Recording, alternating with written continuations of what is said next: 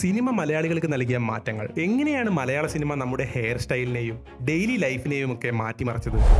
കേരളത്തിനകത്തും പുറത്തും ഒരുപോലെ വൈറലായൊരു ട്രെൻഡായിരുന്നു പ്രേമം എന്ന ചിത്രത്തിലെ ജോർജിന്റെ താടിയും കറുപ്പ് ഷർട്ടും പിന്നെ ഈ ഒരു മുണ്ടും. അതുകൊണ്ട് തന്നെ അക്കാലത്തെ കോളേജുകളിൽ തിളങ്ങി നിന്നിരുന്ന ഒന്ന് തന്നെയായിരുന്നു ഈ ഒരു ട്രെൻഡ്. അക്കാലത്തെ കോളേജുകളിലെ ഓണാഘോഷങ്ങളിൽ ഒഴിച്ചുകൂടാൻ പറ്റാത്ത ഒന്ന് തന്നെയായിരുന്നു ഇത്.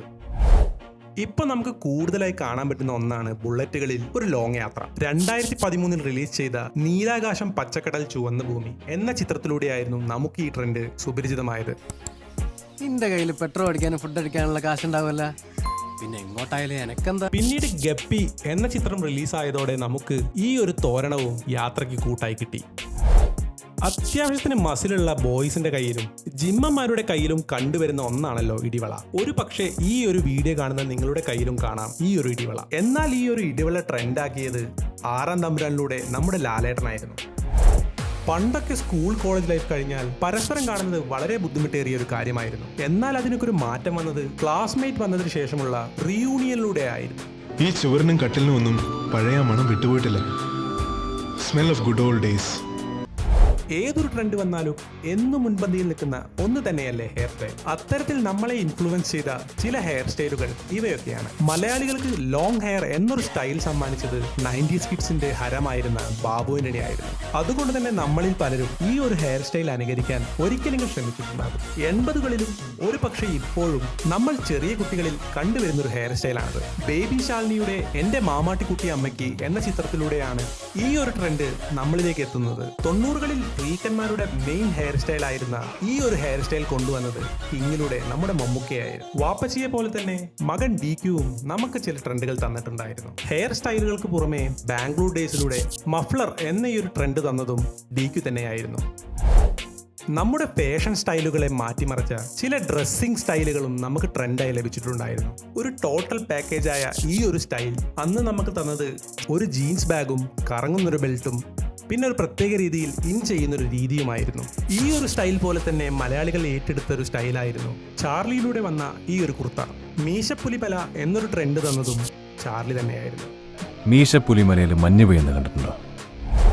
ചുള്ളന്മാർക്ക് മാത്രമല്ല ചുള്ളത്തികൾക്കും മലയാള സിനിമ ചില മാറ്റങ്ങൾ തന്നിട്ടുണ്ട്. ഒരുപക്ഷെ അതിന് തുടക്കമിട്ടത് നടി കാർത്തികയാണ്.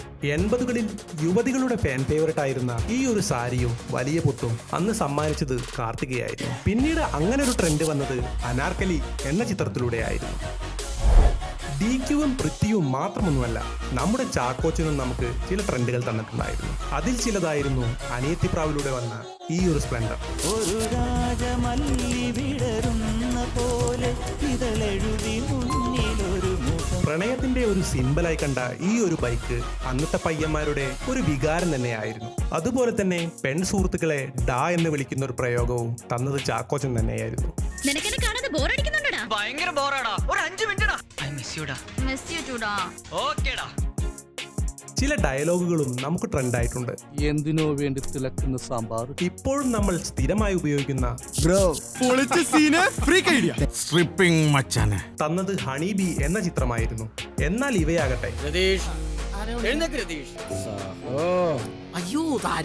തന്നത് കട്ടപ്പനയിലെ ഋത്തിക് റോഷനും.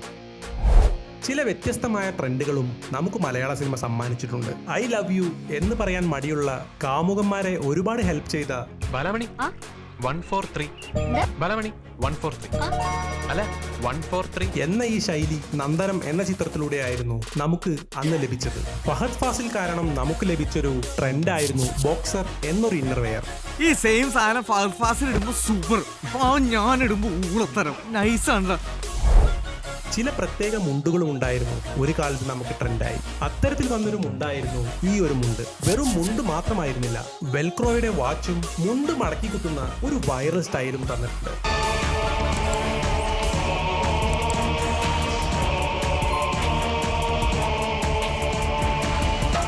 രാജമാണിക്യത്തിലെ ഈ ഒരു മുണ്ടും ഒരു കാലത്ത് ട്രെൻഡ് തന്നെയായിരുന്നു. അതുപോലെ ലേറ്റസ്റ്റ് ആയി വന്ന ഒരു ട്രെൻഡായിരുന്നു ആട് 2വിലെ ഡബിൾ സൈഡ് മുണ്ട്. ചില പ്രത്യേകതരം ഷർട്ടുകളും നമുക്കൊരു കാലത്ത് ട്രെൻഡായിരുന്നു. അത്തരത്തിൽ വന്നൊരു ഷർട്ടായിരുന്നു കല്യാണരാമനിലെ ഈ ഷർട്ട്. മലയാളികളുടെ സ്വകാര്യ അഹങ്കാരമായ ഈ ഒരു ടീഷർട്ട് നിങ്ങൾ ഓർക്കുന്നുണ്ടോ? ഫേമസ് ആയ മലയാളം ഡയലോഗുകൾ പ്രിന്റ് ചെയ്ത ഈ ടീഷർട്ട് അവിയൽ എന്നൊരു ബാൻഡായിരുന്നു. സാൾട്ട് ആൻഡ് പെപ്പർ എന്ന ഈ ചിത്രത്തിലൂടെ തന്നെയാണ് തട്ടിൽ കുട്ടി ദോശ എന്നൊരു ഭക്ഷ്യവിഭവവും ട്രെൻഡായത്. ഹലോ ചേട്ടാ, തട്ടിൽക്കുട്ടി ദോശയില്ലേ?